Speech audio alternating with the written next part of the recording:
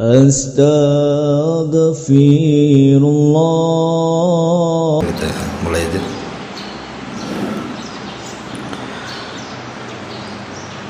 Bismillahirrahmanirrahim. Assalamualaikum warahmatullahi wabarakatuh.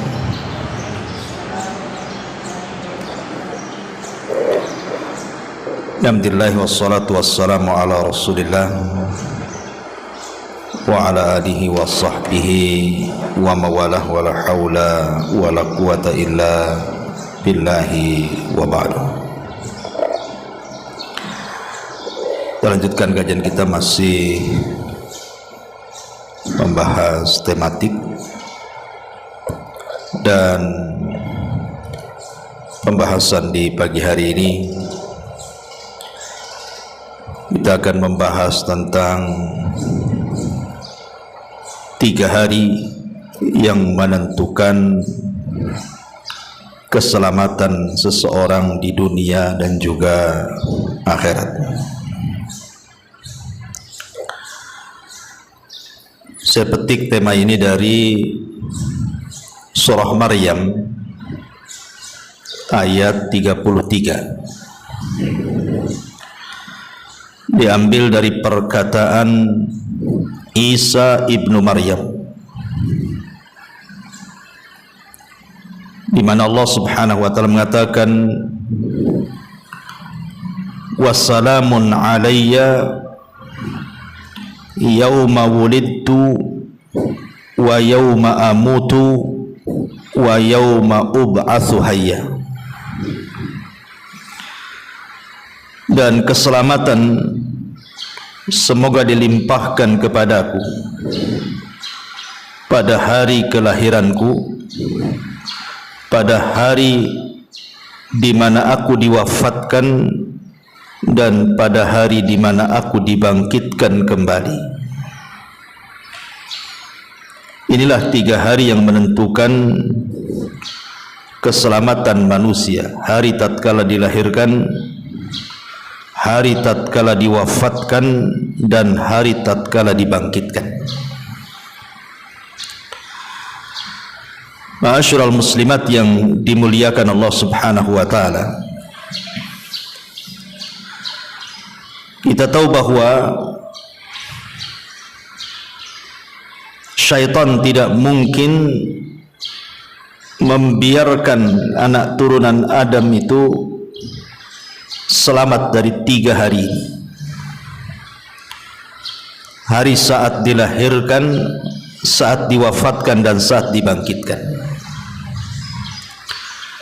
Tetapi syaitan itu hanya bisa mendatangi 2 hari saja. Hari saat dilahirkan, maka syaitan akan hadir di situ. Dan yang kedua, hari saat kita diwafatkan, maka setan pun akan hadir di situ. Tetapi saat hari dibangkitkan, maka setan sudah tidak ada hubung kait dengan kita, dan kita pun tidak ada hubung kait dengan setan. Bahkan Allah Subhanahu wa taala menyebutkan tentang khutbah syaitan pada hari kiamat, sebagaimana Allah katakan, wa qala asyaitanu lamma qudiyal amru innallaha wa'adakum wa'dal haqq wa wa'adtukum fa akhlaftukum wa ma kana li 'alaikum min sultan illa an da'awtukum fastajabtum li fala talumuni wa lumu anfusakum ma ana bimusrihikum wa ma antum bimusrihi inni kafartu bima asyraktumuni min qablu innadh dhalimina lahum adzabun alim. Dan berkatalah syaitan tatkala perkara hisab telah diselesaikan, sungguh Allah telah menjanjikan kepada kalian janji yang benar, dan aku pun telah menjanjikan kepada kalian, tetapi aku menyalahinya. Sekali-kali tidak ada kekuasaan bagiku terhadap kalian, melainkan sekedar aku menyeru kalian lalu kalian mematuhi seruanku. Oleh sebab itu janganlah kalian mencela diriku, akan tetapi celalah diri-diri kalian. Aku sekali-kali tidak dapat menolong kalian, dan kalian pun sekali-kali tidak mungkin menolongku. Sesungguhnya aku tidak membenarkan perbuatan kalian mempersekutukan aku dengan Allah sejak dulu. Sesungguhnya orang-orang zalim itu mendapatkan siksa yang pedih. Dari ayat ini, maka pada hari dibangkitkan kelak manusia sudah tidak ada hubung kait antara syaitan dengan kita, karena masing-masing akan berlepas diri, sebagaimana dalam surah Al-Baqarah ayat 166, ittabarra alladhina tubi'u minal ladhina taba'u wa ra'awul adzaba wa taqatta'at bihimul asbab. Ketika orang-orang yang diikuti itu berlepas diri dari orang-orang yang mengikutinya, dan mereka melihat siksa Allah di hadapannya, dan ketika segala hubungan antar mereka terputus sama sekali. Berarti dari sini yang ada hubung kait kita dengan syaitan, dan syaitan juga berhubungan dengan kita adalah di 2 hari saja. 2 hari saat kita dilahirkan dan saat kita diwafatkan. Bagaimana caranya supaya kita selamat dari 2 hari tersebut? Tentu untuk menentukan keselamatan hari dibangkitkan, kita akan bahas satu persatu. Ma'asyiral muslimat yang dimuliakan Allah Azza wa Jalla, adapun dalil yang menunjukkan bahwa syaitan hadir saat kelahiran kita, itu disebutkan dalam hadis yang dikeluarkan Imam Muslim. Nabi SAW mengatakan, ma min mauludin yuladu illa nakhussuhu syaitan fayastahillu sarikhan min nakhsati syaitani illa ibna Maryam wa ummahu. Tidak ada seorang bayi pun yang terlahir tanpa mendapatkan tusukan dari syaitan, sehingga bayi itu menangis keras karena tusukan itu, kecuali 2 bayi, Maryam dan juga putranya Isa bin Maryam. Dan juga disebutkan dalam hadis Bukhari dengan lafaz yang sama, fa idza wada'al insan min batni ummihi istahalla sarikha. Ketika manusia dilahirkan dari rahim ibunya, ia menangis keras. Kenapa? Wa dzalika min laqzati syaitan laknatullah. Hal itu disebabkan karena ia ditempeleng oleh syaitan yang sangat terkutuk di sisi Allah Azza wa Jalla. Inilah bukti bahwa saat kelahiran setan itu hadir. Jadi setiap bayi yang dilahirkan kecuali Isa dan ibunya, itu setan sudah ada hadir di situ. Untuk apa? Dalam riwayat menempeleng, dan dalam riwayat menusuk lambungnya. Tetapi tempelengan dan tusukan itu tidak memadaratkan secara kesehatan, tidak memadaratkan secara kesehatan, tetapi itu simbol bahwa syaitan sudah mulai menabuh genderang perang saja, bahwa aku ini musuhmu. Maka disebutkan oleh para ulama, kenapa syaitan itu hadir saat kelahiran. Kita tahu, Bu, di dalam surah atau dalam Al-Quranul Karim, surat yang ke-7 ayat 172, ketika Allah Subhanahu wa ta'ala melakukan perjanjian dengan kita di alam ruh. Apa perjanjiannya? Ada yang mengatakan saat Adam diturunkan dan juga Hawa, kemudian mereka berdua berada di padang Arafah, maka Allah Subhanahu wa ta'ala mengusap pundak Adam itu. Maka dari pundak Adam inilah keluar seluruh ruh yang akan jadi turunan Adam. Kemudian Allah Subhanahu wa taala mengumpulkan ruh-ruh itu, kemudian membuat perjanjian dan mengatakan, alastu birabbikum, bukankah aku Rabb kalian? Maka semua ruh yang kelak akan jadi turunan Adam mengatakan, qalu bala syahidna, ya kami menjadi saksi akan hal itu. Dari sini maka Nabi SAW mengatakan, kullu maulud yuladu alal fitrah, setiap bayi yang dilahirkan itu terlahir fitrah, artinya beriman dengan tauhid. Makanya kalau seandainya ada bayi itu terlahir dan tidak dipengaruhi oleh pemahaman apapun, tumbuh begitu saja, maka bayi ini akan tumbuh besar beriman dan bertauhid karena terlahir fitrah. Masalahnya, kenapa kemudian bayi itu kemudian melenceng dari fitrahnya di sini?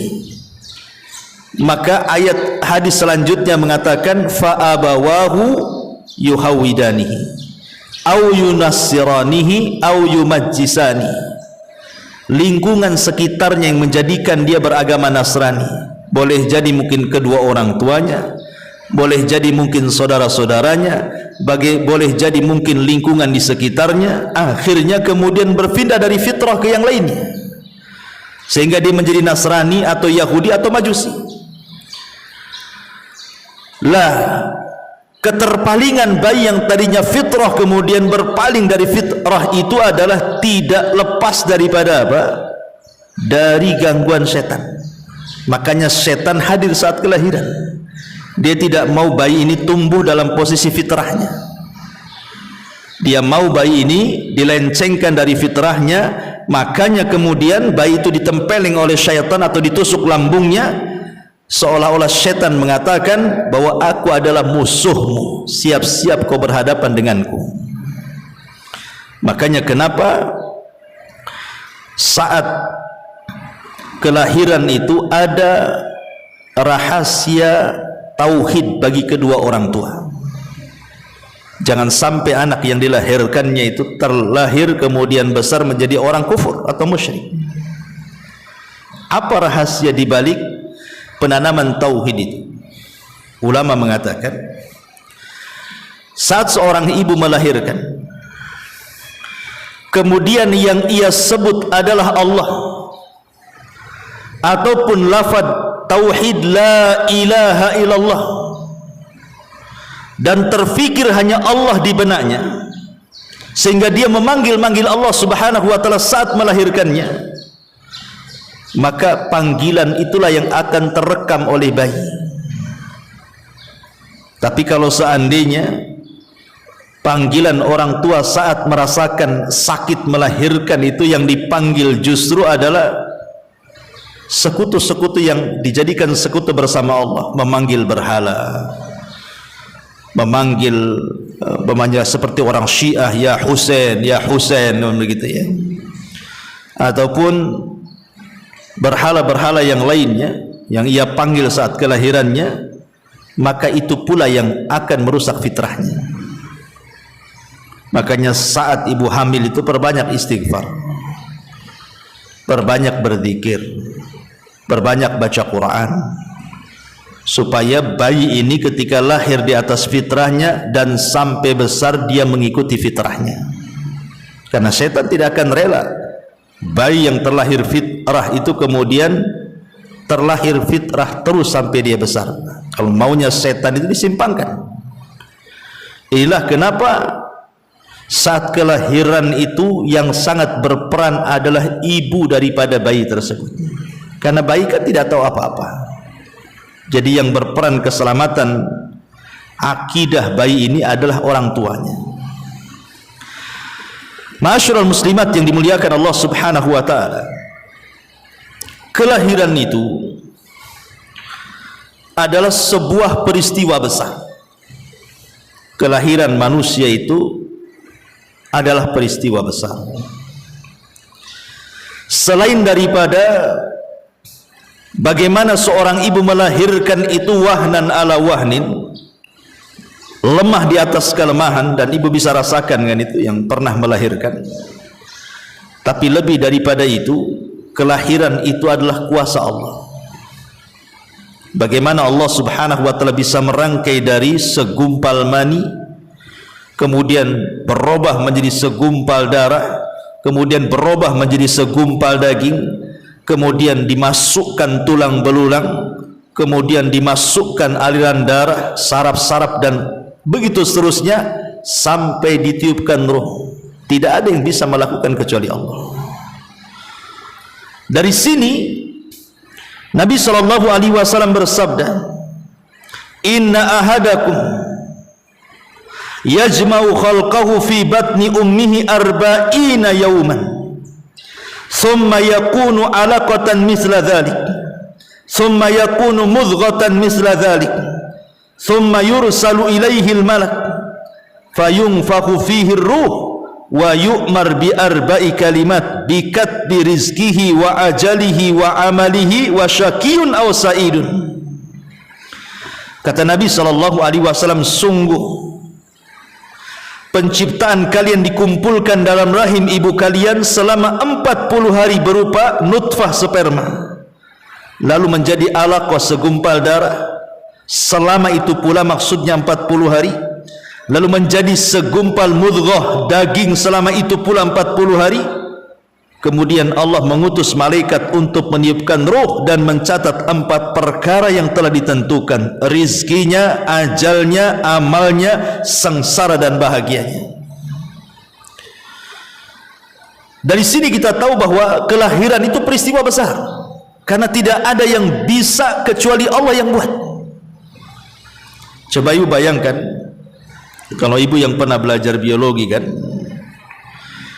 setiap kali pria ejakulasi itu kan, rata-rata mereka mampu melepaskan sel sperma itu sekitar 100 juta sampai ke 300 juta, paling banyak 300 juta lah ya kan. Tapi kan yang jadi cuma 1 sel saja ya. Ibu bayangkan, kalau seandainya 300 juta sel sperma itu jadi semua, kira-kira Batam ini muat nggak dari kelahiran satu orang? Batam saja menurut sensus penduduk itu, penduduknya berapa itu? 1 juta 100 sekian kan itu ya. Kalau dari sensus penduduk itu 1 juta 200 lah orang kan itu ya. Lah sementara satu orang ketika melepaskan sel sperma itu 300 juta. Kalau seandainya setiap satu orang kelahiran dihidupkan semuanya oleh Allah Azza wa Jalla, jangan banyak, 5 orang yang lahir saja sudah sesak tuh. Tidak ada satu jengkal di tanah Batam kecuali ada rumah di situ. Tapi kenapa Allah Subhanahu wa Ta'ala tidak jadikan semuanya coba? Dari 300 juta itu cuma 1 pula yang jadikan. Artinya bahwa Allah Subhanahu wa Ta'ala memilih kita dari 300 itu. Karena Allah tidak jadikan semua kan. Rupanya dari 300 itu cuma kita pula yang lahir. Berarti kita ini dipilih Allah dari 300 itu. Dan ini nikmat yang luar biasa yang harus kita syukuri. Kita tidak diwafatkan atau tidak sama sekali dijadikan oleh Allah, tapi Allah jadikan kita. Ini nikmat yang luar biasa gitu ya. Allah tidak menghendaki semua jadi. Sebab kalau semua yang lahir jadi, nggak kuatlah bumi ini, pasti kita akan cari planet lain kan itu untuk menghuni lagi. Tapi itulah kuasa Allah. Allah tidak menjadikan semuanya. Allah hanya pilih kita dari 300 sel sperma itu. Artinya bahwa ini peristiwa besar kelahiran itu, bukan peristiwa kecil. Karena banyak pelajaran yang kita bisa petik, salah satunya adalah bagaimana Allah Subhanahu wa Ta'ala dengan kemahabesaran dan kemahakuasaan Dia mampu menciptakan manusia sedemikian rupa. Laqad khalaqnal insana fi ahsani taqwim.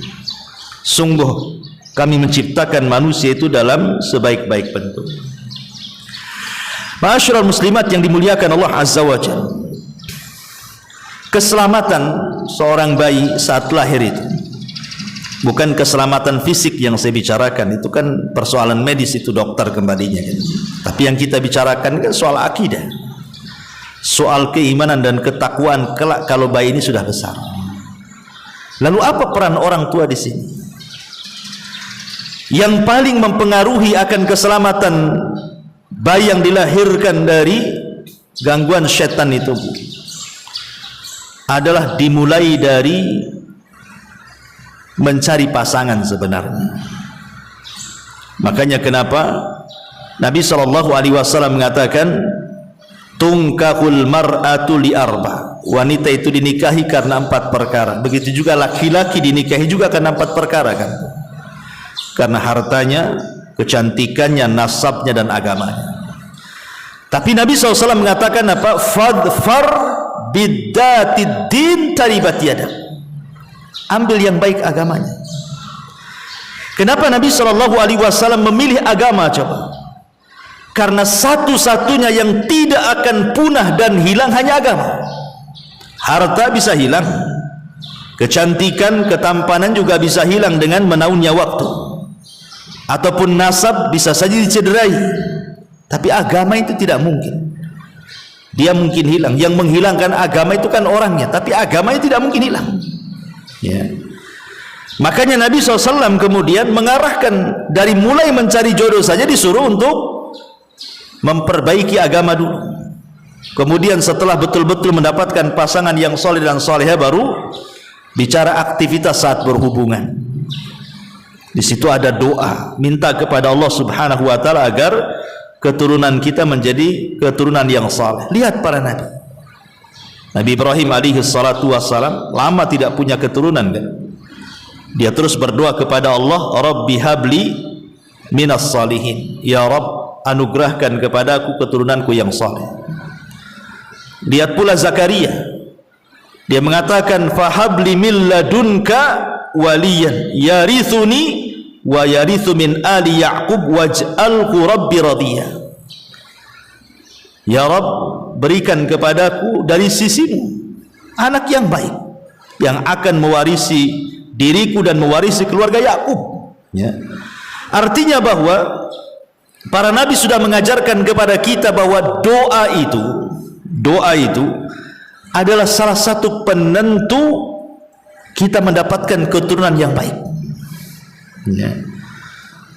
Makanya ada waktu-waktu yang sangat mustajab yang kita disuruh berdoa di situ. Disitulah kita minta. Anggaplah umpamanya kita sudah salah cari pasangan umpamanya kan, tidak ya sesoleh yang kita harapkan, atau mungkin dulunya sama-sama tidak soleh, kemudian dengan berjalannya waktu kemudian hijrah, tapi kadang sudah anak banyak, tidak bisa dimulai dari awal kan begitu. Tidak mustahil mereka juga bisa menjadi soleh dan soleh. Dengan cara apa? Ambil senjata seorang mukmin di sini, doa. Ambil doa, ketuk Allah Subhanahu wa taala dari langit, mudah-mudahan Allah memberikan hidayah kepada anak-anak kita, itu maksudnya begitu. Karena kan banyak tuh orang-orang tua yang ngeluh ya, ngeluh kepada kita ini, Ustaz, anak saya ini nakal sekali, gimana caranya supaya anak saya itu baik, mau sholat, kadang disuruh sholat aja perang dulu sama anak, gak bisa langsung disuruh itu, kita perang, bahkan kita diancam pula sama anak. Sebenarnya kalau tidak bisa dengan cara keras, dengan cara lembut sudah tidak bisa lagi. Artinya kan mencari sebab ibu sudah ambil, sebabnya sudah benar, menyuruh anak kan itu dengan cara lembut sudah, dengan cara kasar juga sudah, tetap saja ngajak perang anak tuh ya. Maka satu-satunya senjata cuma satu, ketuk pintu langit, maksudnya berdoa kepada Allah. Kalau setiap hari diambil umpamanya sepertiga malam akhir kita berdoa, kita ketuklah pintu langit itu, ya Allah, sadarkan anak saya, sadarkan anak saya. Mustahil Allah itu tidak mungkin menyadarkan anaknya, karena kalau setiap hari diketuk kan pasti juga Allah akan mengabulkan. Dan jangan pernah mengatakan saya sudah sering berdoa Ustaz tapi masih nakal, justru itu yang nggak akan dikabulkan. Mengatakan aku sudah berdoa tapi tidak dikabulkan, itu pula yang menyebab doa tidak dikabulkan. Itu namanya istijal namanya. Istijal itu mengatakan aku sudah berdoa tapi tidak pernah dikabulkan. Justru terus berdoa. Kalau Allah takdirkan sama sekali tidak dikabulkan, seandainya seperti itu, tetap saja anak kita nakal, ya memang sudah takdirnya seperti itu. Tapi kita sudah ada upaya orang tua, kalaupun seandainya anak ini Allah takdirkan bermaksiat, orang tua tidak terikut-ikut maksiatnya. Jadi kalau Allah takdirkan ada anak masuk neraka itu, dia tidak bisa nyeret orang tuanya, karena orang tuanya sudah mengarahkan ke surga, anak yang tak mau, gitu maksudnya. Tapi kalau orang tuanya biarkan saja kan begitu, ya jelas justru anak harusnya menyeret orang tua ke surga, malah pula yang dia banyak amalan surga keseret pula ke neraka gara-gara kasus anaknya tuh.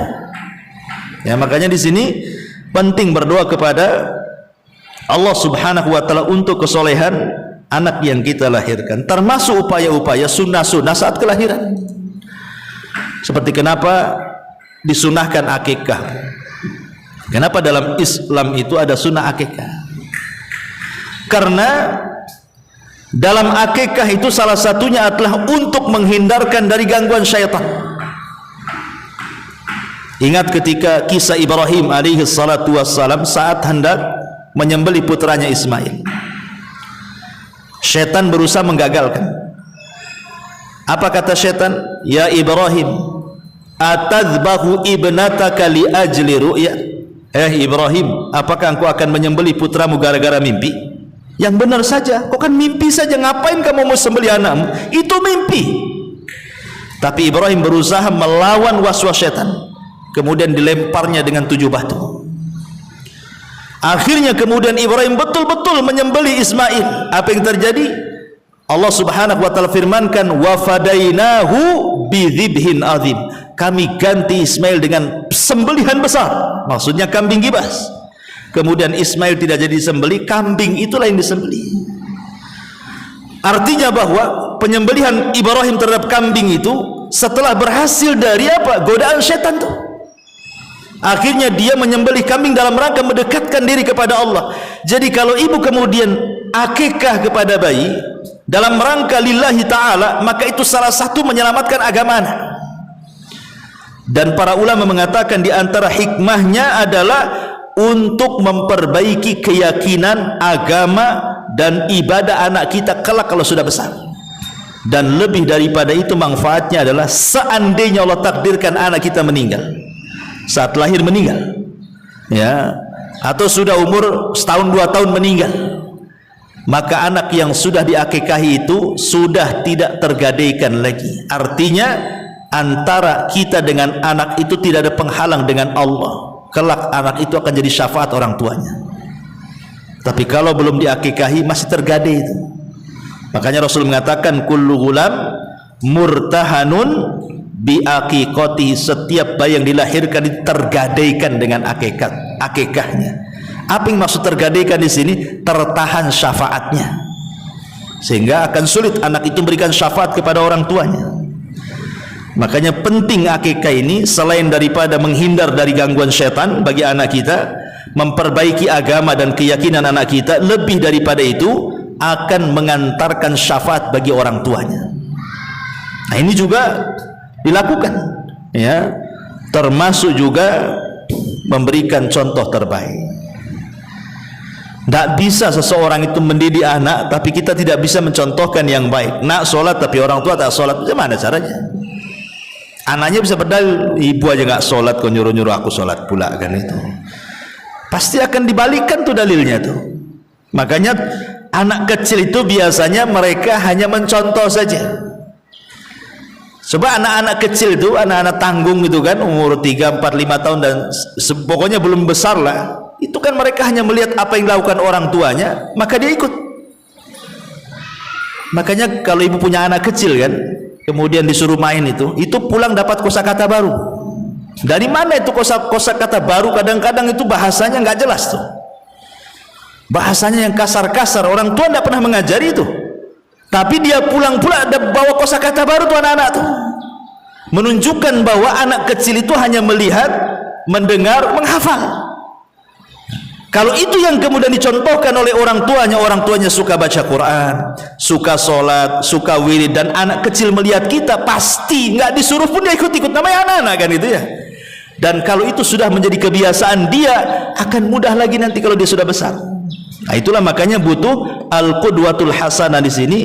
Dari sini kata ulama salaf, liyakun awal islahika libaniyin islahuka li nafsika. Kata ulama, hendaklah kebaikan dirimu terhadap anakmu atau memperbaiki dirimu kepada anakmu itu dilakukan dengan cara perbaiki dirimu sebelum memperbaiki anakmu. Ma'asyiral muslimat yang dimuliakan Allah Azza wa Jalla. Jadi terus kewajiban kita mendidik anak, kemudian bukan hanya sekedar membina jasmaninya saja, Bu, tetapi juga lebih daripada itu adalah rohaninya. Terkadang kesalahan orang tua mendidik itu kan hanya diperhatikan soal jasadnya saja. Ketika dia sakit, orang tua stres, kan itu ya. Cemana anak saya, cemana anak saya. Ketika anak kita belum makan itu, satu hari dicari dia belum makan, ya, kasihan kan itu. Ketika tidak punya pakaian, sibuklah carikan pakaian. Ketika jatuh saja khawatirnya luar biasa. Hilang satu hari saja udah cemas luar biasa. Apa hanya sebatas itu kasih sayang orang tua memperhatikan jasad anak? Tidak. Lebih daripada itu, hendaklah rohaninya, iman, takwa, akidah, itulah yang ditanamkan sejak kecil. Dan itu kita bisa dilihat dari kasusnya Luqmanul Hakim kepada putra-putranya. Apa nasihat disebutkan dalam surah Luqman itu? Allah mengatakan, ya bunayya la tusyrik billahi innasyirka la dzulmun adzim. Wahai anakku, janganlah sekutukan Allah dengan menyekutukan Allah, sesungguhnya kesyirikan itu adalah kezaliman yang sangat besar. Ini yang pertama, yauma wulid, pada hari dilahirkan. Kemudian yang kedua, setan akan hadir saat manusia diwafatkan.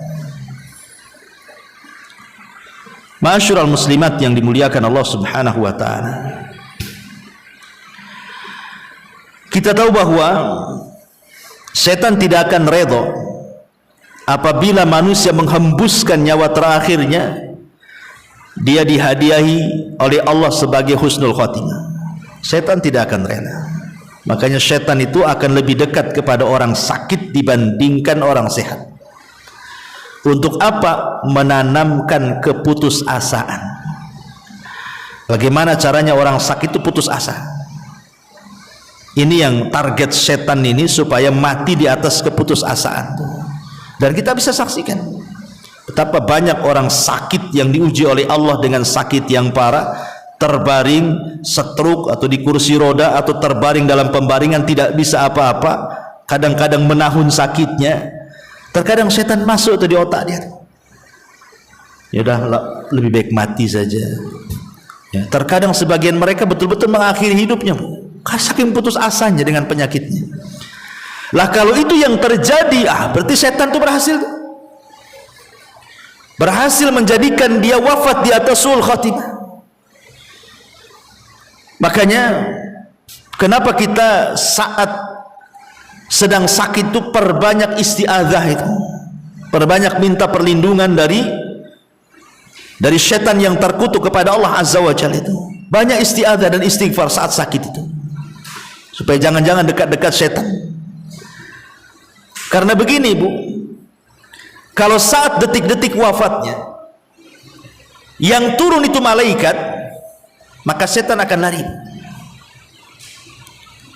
Dan itu yang kita harapkan. Sebagaimana Allah mengatakan dalam Al-Quran itu, innal ladzina qalu rabbuna Allah thumma istaqamu tatanazzalu alaihimul malaikah alla takhafu wa la tahzanu wa abshiru bil jannati allati kuntum tu'adun. Orang-orang yang mengatakan Rabb kami Allah, kemudian istiqamah dengan kata-kata itu, maka saat wafatnya tatanazzalu alaihimul malaikah, malaikat akan turun tuh. Kemudian membisikkan di telinganya, jangan takut dan jangan sedih karena surga sudah dijanjikan Allah kepadamu. Ketika malaikat rahmat itu yang turun, maka secara otomatis setan akan lari, Bu. Karena setan itu akan kabur kalau melihat malaikat. Setan itu pasti lari itu kalau melihat malaikat itu. Buktinya adalah ketika perang Badar. Jadi iblis itu menjelma sebagai Suraqah ibn Malik, dalam riwayat sebagai Syekhun Najd, orang tua dari Najd, ikut rapat bersama Abu Jahal. Kemudian dia menjanjikan nanti kalau terjadi peperangan dia akan bawa pasukannya, supaya apa? Mengompori pasukan Abu Jahal supaya menyerang Nabi. Ketika Abu Jahal terkompor dengan iblis ini, bahwa iblis akan membawa bala tentaranya membantu Abu Jahal dan pasukannya, ketika betul-betul terjadi perang Badar, apa yang terjadi, Bu? 5.000 malaikat turun dipimpin Jibril. Maka orang tua yang kemudian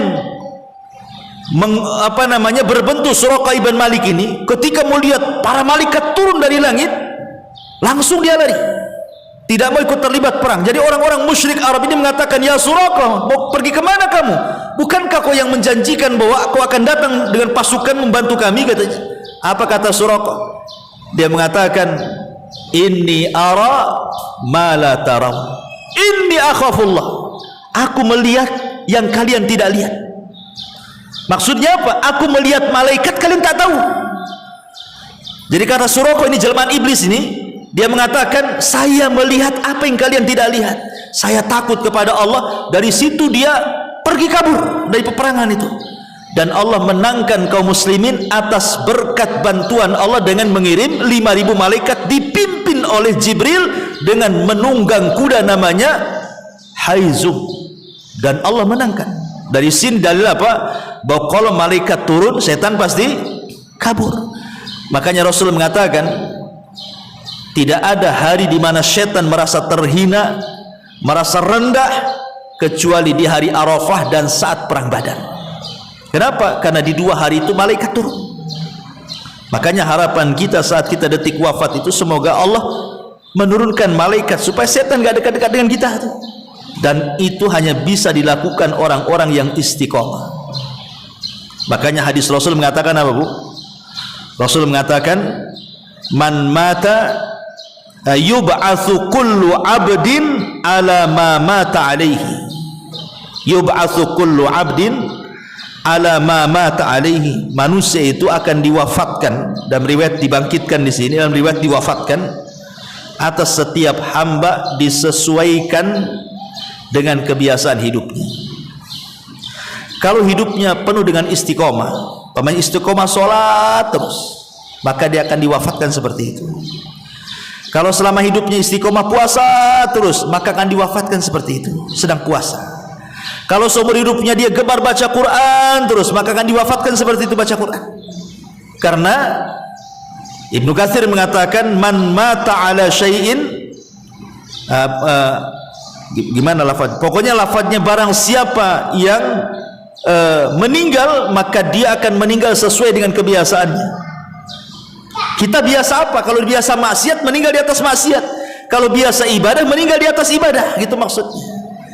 Makanya hanya orang-orang yang istiqomah itulah yang tatanazzalu alaihimul malaikah, malaikat akan turun.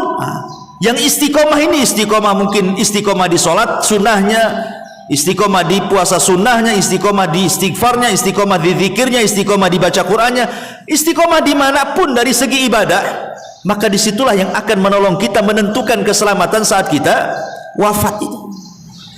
Karena kalau malaikat yang turun, setan pasti pergi, gak akan dekat-dekat kita.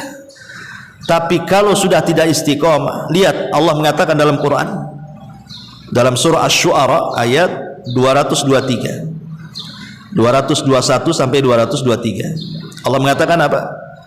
Hal unabbiukum ala man tanazzalu syayatin tanazzalu ala kulli affakin athim. Maukah aku habarkan, kata Allah, setan-setan itu turun untuk siapa? Setan-setan turun itu kemana? Kepada siapa? Maka Allah jawab, tanazzalu ala kulli affak. Setan-setan itu turun kepada setiap orang yang suka banyak dusta, maksudnya para dukun dan tukang-tukang sihir. Kemudian athim, para pendosa, ahli maksiat, ya. Jadi setan itu akan turun kepada ahli maksiat.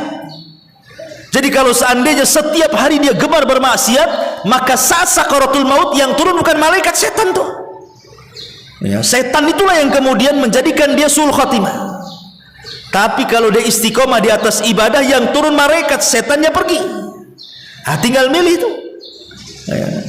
Kita memilih setan yang turun saat sakaratul maut ataukah malaikat yang turun saat sakaratul maut. Kita tinggal milih. Kalau ingin istiqomah di atas ibadah, maka malaikat akan turun. Tapi kalau istiqomah di atas perbuatan dusta dan perbuatan dosa, maka Allah katakan tanazzalu ala kulli afakin athim. Maka syaitan akan turun kepada para pendusta dan juga para pendosa, ahli maksiat. Dari sini kalau kita melihat sejarah ulama-ulama salaf itu, mereka sangat takut luar biasa dengan suul khatimah. Sangat takut luar biasa.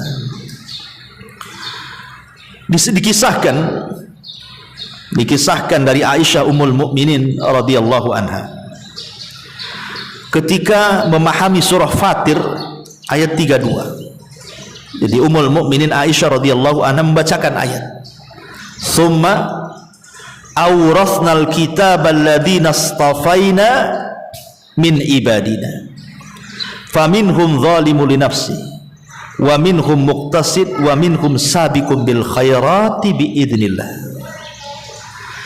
Kemudian kami wariskan Al-Quran kepada orang-orang yang kami pilih di antara hamba-hamba kami. Di antara mereka ada yang mendolimi dirinya, di antara mereka ada yang pertengahan, dan di antara mereka ada yang berlomba-lomba dalam kebaikan karena izin dari Allah. Apa kata Aisyah? Dia mengatakan, "Ya bunai." Dia menasihati anak-anak dan mengatakan, "Ya bunai, ammas sabiqu bil khairat fahaula'i alladhina matu ma'a Rasulillah sallallahu alaihi wasallam lahum wa syahida lahum Rasulullah sallallahu alaihi wasallam bil jannah wa ammal muqtasid fahaula'i alladhina tabau atharan nabi sallallahu alaihi wasallam hatta matu ala dhalik wa amma zalimu li nafsi famithli wa mithluka ya bunai." Kata Aisyah radhiyallahu anha mengatakan, dalam surah Fatir ayat 32 itu kan manusia terbagi tiga, Bu. Ada manusia yang paling tinggi derajatnya disebut sabiqum bil khairat, berlomba-lomba di atas kebaikan. Kata Aisyah, merekalah orang-orang yang hidup bersama Nabi, meninggal bersama Nabi, dan mereka orang-orang yang dijamin sorga atas lisan Nabi, kata Aisyah. Adapun kelompok yang kedua di bawahnya namanya muqtasid. Itu tengah-tengah antara orang zalim dan orang-orang yang tingkatannya tinggi. Adapun muqtasid yang tengah-tengah, kata Aisyah, itu mereka adalah orang-orang yang mengikuti asar Nabi, hadis-hadis Nabi, perbuatan Nabi, mencontoh Nabi sampai mati ketika dia mencontoh. Adapun yang mendolimi dirinya, kata Aisyah radhiyallahu anha, itulah seperti saya dan kalian. Seperti saya inilah, kata Aisyah, orang-orang yang mendolimi diri dan juga kalian. Bayangkan kalau sekelas Aisyah mengatakan seperti itu, siapa ibu-ibu? Siapa kita? Saya dan yang lainnya. Lalu masuk ke kelompok yang mana? Kalau yang paling rendah aja Aisyah mengatakan, adapun yang mendolimi dirinya itu saya, kata Aisyah. Gimana kita? Sementara manusianya terbagi menjadi tiga saja tuh. Kita ini yang keberapa? Enggak termasuk tiga-tiganya kalau itu diborong semuanya. Dari sini ma'asyiral muslimat yang dimuliakan, bagaimana Aisyah radhiyallahu anha mencontohkan kepada kita ketakutan yang luar biasa.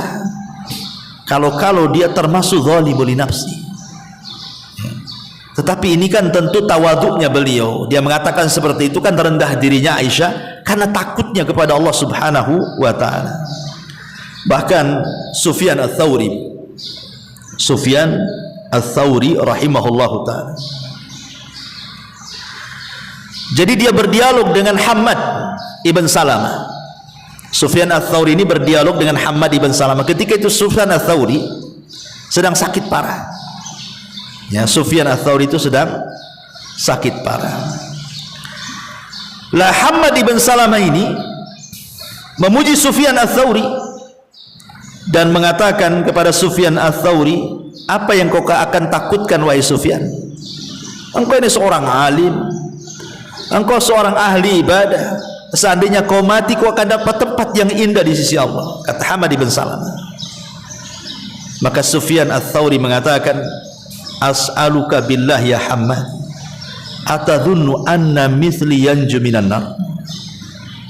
Wahai Hamad, as'aluka billah, aku memohon kepadamu karena Allah, apakah orang sepertiku akan layak selamat dari neraka? Apakah orang sepertiku akan selamat layak dari neraka?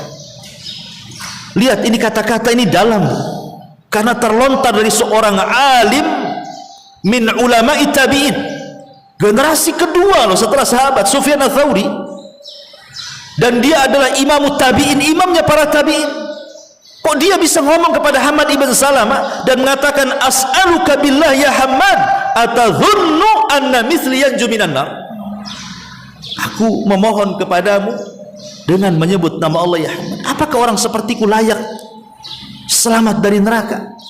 Itu menunjukkan bahwa ketakutannya ulama salaf itu sampai mereka merendah diri, tawadhu, karena siapapun yang merendah diri maka Allah angkat derajatnya. Dia tidak pernah sombong dengan ketaatannya, tidak pernah menghitung-hitung amalnya, tidak seperti orang belakangan sekarang. Kadang-kadang sedekah dihitung-hitung dia. Saya sudah sumbang sana, saya sudah sumbang sini, sudah mau mana lagi ya katanya. Seolah-olah dia sudah semuanya kan gitu. Saya sudah sholat malam, sholat duha, apalagi ini katanya. Gak usah diingat-ingat ibadah itu, dihitung-hitung tidak perlu. Sudah ada yang menghitungnya Allah subhanahu wa ta'ala. Ma'asyiral muslimat yang dimuliakan Allah azza wa jalla, sampai Muadz bin Jabal radhiyallahu anhu.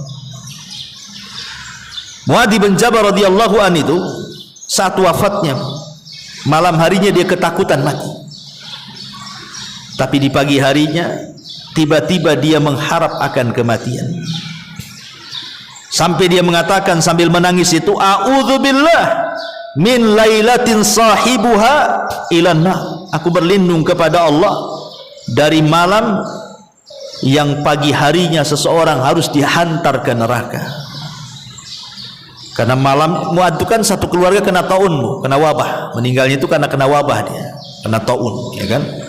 Tapi bagaimana Muadz mengajarkan kepada kita supaya berhusnudzon kepada Allah, berhusnudzon dan tetap takut saat menjelang wafatnya, sampai-sampai para ulama mengatakan bahwa yang aku takutkan saat wafat itu bukan persoalan kurang ini kurang itu, tetapi yang aku takutkan kalau seandainya Allah cabut keimanan dalam dadaku.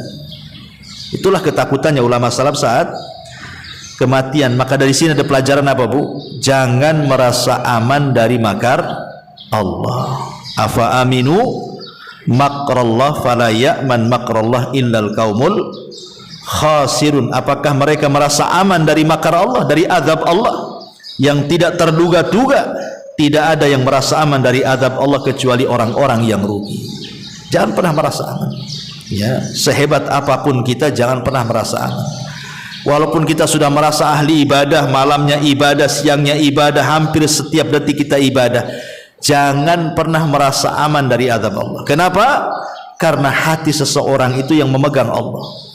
Kapanpun Allah mau, Allah bisa sesatkan kita, sebagaimana kapanpun Allah mau, Allah bisa berikan petunjuk kepada kita. Ingat sebuah hadis yang Rasul katakan, innal abda la ya'malu bi amali ahlil jannah. Ada seorang hamba itu setiap hari amalannya penduduk surga, Bu, sholat, puasa, zakat, macam-macam, sampai surga dengan dia itu tinggal satu hasta lagi, tinggal dari sini, jarak dia dengan surga tinggal segini.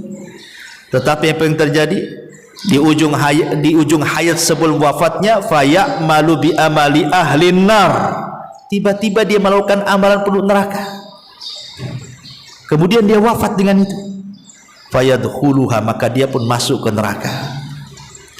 Padahal satu kehidupan dia gunakan untuk ibadah, tapi di ujung hayat Allah takdirkan pula dia bermaksiat dan ditutup pula dengan kemaksiatan. Maka dari sini Nabi SAW mengatakan, innamal a'mal bil khawatim. Amal itu ditentukan akhirnya, bukan awalnya. Tetapi bagaimanapun akhir pun tetap yang menentukan awalnya. Supaya akhirnya baik pun ditentukan dengan dari awalnya juga. Tapi yang menentukan semuanya bukan awal, bukan tengah, tapi akhirnya. Itulah kenapa Rasul mengatakan innamal a'mal bil khawatim. Amal itu ditentukan dengan akhirnya. Ma'asyiral muslimat yang dimuliakan Allah Subhanahu wa taala. Makanya lihat orang-orang yang Allah Subhanahu wa taala takdirkan dengan kematian baik, karena turunnya banyak malaikat kepadanya menghabar gembirakan kabar-kabar yang baik. Maka di antara mereka itu sebelum wafatnya terkadang mereka mengucapkan kalimat-kalimat baik, seperti mengatakan as-sallan nas, apakah manusia sudah sholat? Seperti yang terjadi kepada siapa? Umar bin Khattab. Umar sebelum wafatnya tuh, ketika dia sadar, yang pertama diingat apa? Sholat. Dan mengatakan as-sallan nas, apakah manusia sudah sholat? Kata Umar. Maka orang-orang mengatakan sudah wahai Amirul Mukminin. Kemudian Umar mengatakan la hadda fil Islam liman tarakas salat. Tidak ada bagian dalam Islam orang yang meninggalkan salat kemudian meninggal. Lihat, terkadang sebelum meninggal mengucapkan kalimat-kalimat indah kan itu. Ada sebagian yang lain mengucapkan kalimat la ilaha illallah kemudian meninggal. Ada sebagian lain membaca Al-Quran, seperti kisah seorang syekh bercerita tentang anak muda yang gemar membaca Quran saja di mana-mana. Ya, mau di bas Quran, mau di pesawat Quran, mau di kereta api Quran, pokoknya dia tidak lepas daripada Quran. Satu hari kendaraan yang dikendarainya tuh kecelakaan, ya, semua mati. Lah anak muda yang gemar membaca Quran ini sempat ketolong dan koma, dibawa ke rumah sakit. Ini syekh ini sampai bersaksi, demi Allah katanya, aku tidak pernah melihat anak muda yang saat wafatnya seindah dia katanya. Kemudian saya ini bercerita, kenapa wahai syekh? Ditanya, karena saat wafatnya, sebelum wafatnya, dia mengulang-ulang surah An-Najm, wan najmi idza hawa ma dhalla sahibukum wa ma ghawa wa ma yantiqu anil hawa in huwa illa wahyun yuha. Kemudian dia meninggal. Di kalimat wa ma yantiqu anil hawa, tidaklah Muhammad itu mengucapkan dari hawa nafsunya. In huwa illa wahyun yuha, melainkan wahyu yang diwahyukan kepadanya, maksudnya Quran. Dia meninggal dalam kalimat ini, ya. Jadi itulah kalau malaikat yang turun, macam-macam ekspresi orang meninggal itu. Ada yang tersenyum, ada yang kemudian penuh dengan keringat di dahi, dan itu ciri-ciri husnul khatimah. Dan begitu seterusnya. Tapi kalau setan yang turun, Bu, macam-macam juga tuh orang wafat tuh. Ada yang dikomakan gak mati-mati, tersiksa hidupnya. Ada yang kemudian nyerocos tidak jelas, ditalkin la ilaha illallah, malah mengatakan kafartu bima taqul, aku kufur dengan yang kau ucapkan. Ada juga yang mengatakan seperti itu. Seorang syekh bercerita, jadi ada anak muda sedang sakaratul maut, dia ahli maksiat anak muda ini. Ditalkin sama seorang alim, ya fulan qul la ilaha illallah. Wahai fulan, katakan la ilaha illallah. Apa kata dia? Kafartu bima taqul, aku kufur dengan kalimat itu katanya. Kemudian dia meninggal. Sampai seperti itu menolak kalimat itu. Padahal, Bu, tidak ada satupun kalimat yang mampu diucapkan orang sedang sakaratul maut kecuali la ilaha illallah. Tidak ada. Sebutkan kalimat apa yang mudah diucapkan orang sakaratul maut kecuali kalimat la ilaha illallah. Hanya itu yang bisa diucapkan orang sedang sakaratul maut. Tapi betapa banyak orang yang tidak sanggup mengucapkannya, apalagi yang lain. Ya, kadang-kadang aneh nih, orang sedang sakaratul maut diajak ngobrol, Bu. Apa yang diajak ngobrol? Udah mau mati, ya. Ditalkin dengan la ilaha illallah, ya. Ma'asyiral muslimat yang dimuliakan Allah azza, dan banyak lagi kisah-kisah para sahabat, ya, dan juga para tabi'in, bagaimana saat wafat mereka wafat di atas husnul khatimah. Artinya inilah hari kedua supaya kita selamat dari setan saat kematian, karena setan lebih dekat minta kepada Allah agar yang turun para malaikat, dan itu dengan cara beristiqomah di atas ibadah. Dan yang terakhir tentu wa yauma ub'atsu hayya, saat kita dibangkitkan. Dan keselamatan saat dibangkitkan itu ditentukan saat kita dilahirkan dan saat kita diwafatkan. Kalau saat kita dilahirkan betul-betul kita dididik oleh orang tua kita sampai kita dewasa, kemudian balik, kemudian amal kembali kepada kita, kemudian saat diwafatkan Allah takdirkan husnul khotimah, maka itu menentukan saat kita dibangkitkan. Kalau baik di dunia, maka dibangkitkan pun dengan cara baik, karena ad-dunya mazra'atu lil akhirah. Dunia ini tempat bercocok tanam kehidupan kita di akhirat. Kalau kita menanam kebaikan, kita menuai kebaikan. Kalau kita tanam keburukan, kita pun akan menuai keburukan. Wa man ya'mal mithqala dzarratin khairan yarah wa man ya'mal mithqala dzarratin syarran yarah. Wallahu a'lam bissawab. Saya kira ini Bu untuk tema. Karena kalau kita habiskan nanti ada tanya jawab waktunya. Baik, kita buka tanya jawab, mungkin 1-2 pertanyaan, silakan.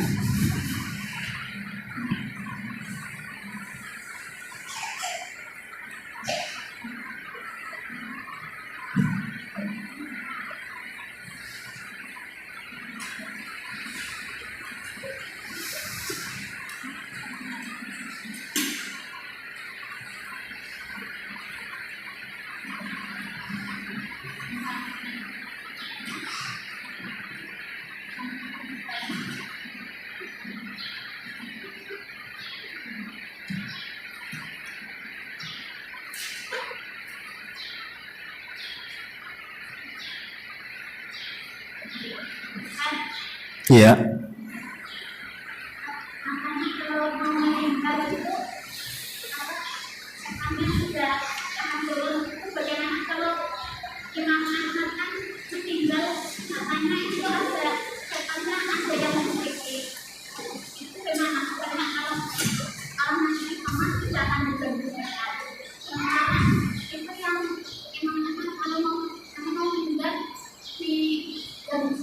Iya. Ya, alhamdulillah. Semua orang akan diganggu setan. Mau ulama, mau siapapun, saat kematian itu akan diganggu setan, kecuali nabi. Kecuali para nabi, karena mereka maksum. Ya. Tetapi orang-orang yang beriman, sehebat apapun setan mengganggunya, maka tidak akan bisa diganggu orang yang beriman tuh. Maka Imam Ahmad saat dia tidak sadarkan diri, kemudian dia mengigau, ya mengigau. Saat sadar ditanya sama anaknya igauannya itu, rupanya Imam Ahmad bercerita bahwa dia didatangi setan, kemudian diajak murtad, disuruh masuk Nasrani, disuruh masuk Yahudi, tapi mana lah tidak mau, ya sampai akhirnya dia sadar, kemudian dia meninggal di atas la ilaha illallah. Ya. Jadi bukan masalah siapa orangnya, tetap setan akan datang saat kematian, sebagaimana setan datang saat kelahiran. Karena setan tidak mau orang mati itu husnul khotimah, paling pantang, karena setelah kematian tidak ada lagi harapan bagi setan mengganggunya. Kalau orang sudah mati, setan nggak mungkin mengganggu, karena sudah terputus hubungan dia dengan setan. Jadi kesempatan terakhir setan itu mengganggu orang itu ya ketika sakaratul maut, karena habis itu tidak ada lagi kesempatan. Makanya bagaimana setan berusaha untuk supaya orang itu dibuat putus asa. Makanya lihat orang sakit ibu, ketika dia sehat, dia tahu akidah yang benar, tidak boleh datang ke dukun, tidak boleh datang ke ini ke itu. Tapi kalau sudah sakit parah Bu, kadang-kadang akidah itu hilang. Udahlah, bawa saya ke dukun, yang penting sembuh, gitu kan? Padahal ketika dia tahu ke dukun itu haram, ke dukun itu syirik. Tapi orang sakit tuh kadang-kadang menghilangkan akidah. Walaupun ketika saya tahu dia hukum datang ke dukun tak boleh, kalau ketika sakit hilang tuh semuanya. Udah nggak apa-apa, saya nggak tahan, tolong bawa aja ke dukun sana, karena mendengar mungkin dukun anu bisa menyembuhkan itu. Nggak peduli itu, yang penting sembuh. Ya, itulah pandainya setan tuh di situ. Dia diangan-angani bahwa terkadang sengaja ada orang datang menceritakan tentang perobatan dukun ini bagus-bagus, kerekamlah sama orang sakit. Akhirnya minta dibawa ke tempat itu. Iya, kalau sembuh, kalau mati kan habis tuh amalannya. Dia terlampau berjudi bahasa kita kan itu. Ya kalau dapat untung, kalau tak dapat ya buntung lah kan itu. Harusnya seorang muslim tidak demikian. Kalau itu tahu haram ya haram, tidak boleh, bersabar saja kan itu. Wallahu a'lam. Ya.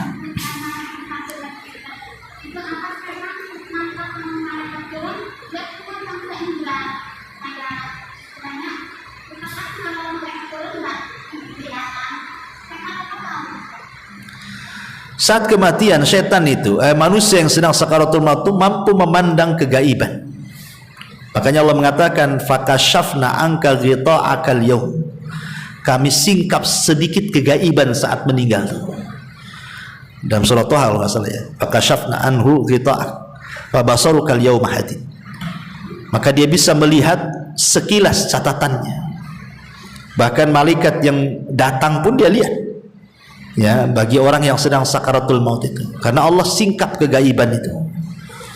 Tapi bagi orang-orang yang di sekitarnya tidak tahu, yang tahu hanya merasakan yang sedang sakaratul maut saja. Ya, wallahu a'lam. Ya.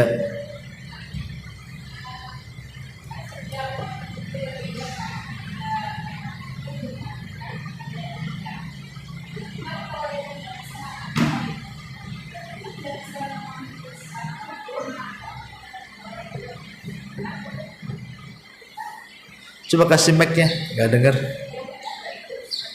Hah? Nggak hidup? Atau disambung lidahnya? Yang depan nih. Ya agak maju aja Bu, apa?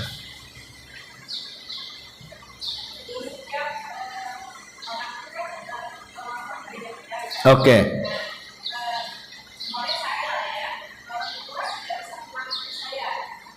Orang tua tidak bisa mendidik. Akikah, oke.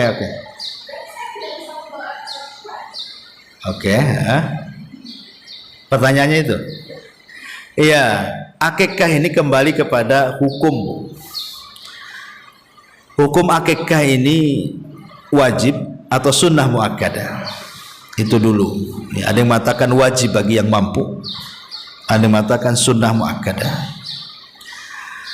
Tapi yang jelas bahwa seandainya pun pendapatnya wajib, tetapi di situ tidak wajib mutlak, tapi wajib bagi yang mampu. Maksudnya orang tuanya kalau mampu kok tidak mengakikahi, itu salah, karena dia mampu.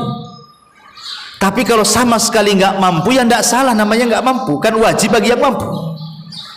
Berarti anak itu sudah tidak ada hubung kait dengan tergadaikan, karena nggak mampu, macam mana. Tetapi ada syariat lagi, ulama membolehkan bagi anak yang mungkin dulunya belum diakikahi, dia minta izin sama orang tuanya, atau tanya dulu waktu saya kecil diakikahi nggak ya? Kata bapaknya, boro-boro makan sulit, beli kambing pula katanya. Kata orang tuanya, ya saya izin lah, umpamanya gimana kalau saya beli kambing, saya akikahi sendiri. Kata orang tuanya, nggak apa-apa. Ya itu kalau orang tuanya baik. Kalau nggak baik, daripada beli kambing sini, bagus beli motor untuk saya katanya. Ya kalau seandainya dia mengizinkan akikah dia sendiri, nggak apa-apa, untuk melepaskan gade tadi, tapi minta izin sama orang tua. Kalau orang tuanya masih hidup, ya kalau orang tuanya nggak hidup, ya nggak apa-apa, kita akikah diri sendiri saja dalam rangka birrul walidain, berbuat baik kepada orang tua yang dulu belum akikah, saya akikah sendiri.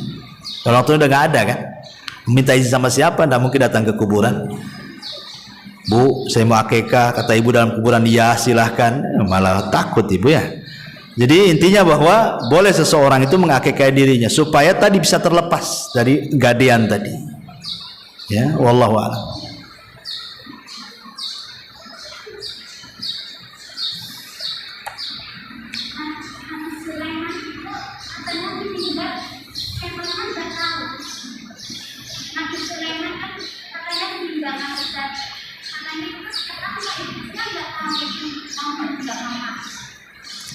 Iya, Nabi Sulaiman meninggal, setan mah nggak tahu, karena nggak tahu yang gaib, setan itu. Dan itu memang khususnya Nabi Sulaiman. Nabi Sulaiman itu ketika meninggal memang dalam rangka menghinakan syaitan, jin yang diperintahkannya. Jin tidak tahu kalau Sulaiman itu sudah mati, karena kan tidak berani dekat mereka. Dekat aja tidak berani jin-jin itu. Jangankan ngecek Nabi Sulaiman megang-megang, dekat aja tidak berani kan itu. Jadi tidak tahulah.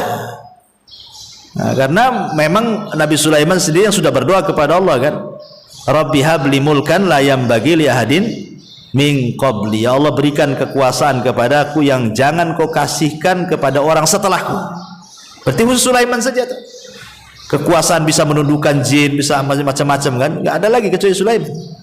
Sampai jin aja ketakutan, saking ketakutannya disangka Sulaiman tidur bukan sedang udah meninggal. Baru setelah kemudian tongkatnya itu yang dipegang itu kan, namanya dia pakai tongkat begini, kena rayap tongkatnya, sudah tidak ada lagi pegangan, jatuhlah Sulaiman. Karena seorang nabi itu walaupun ratusan tahun tidak akan dimakan tanah jasadnya, ya awet seperti itu. Jadi sangkanya belum mati, karena nabi itu nggak kemakan. Lain dengan selain para nabi, kita aja mungkin meninggal 1 minggu udah busuk kan gitu ya. Kalau nabi tidak. Para nabi itu akan dijaga karena tidak akan dimakan bumi. Makanya jin-jin nyangka dia belum meninggal, padahal udah meninggal. Wallahu a'lam. Ya, saya kira cukup. Subhanaka bihamdika, asyhadu an la ilaha illa anta astaghfiruka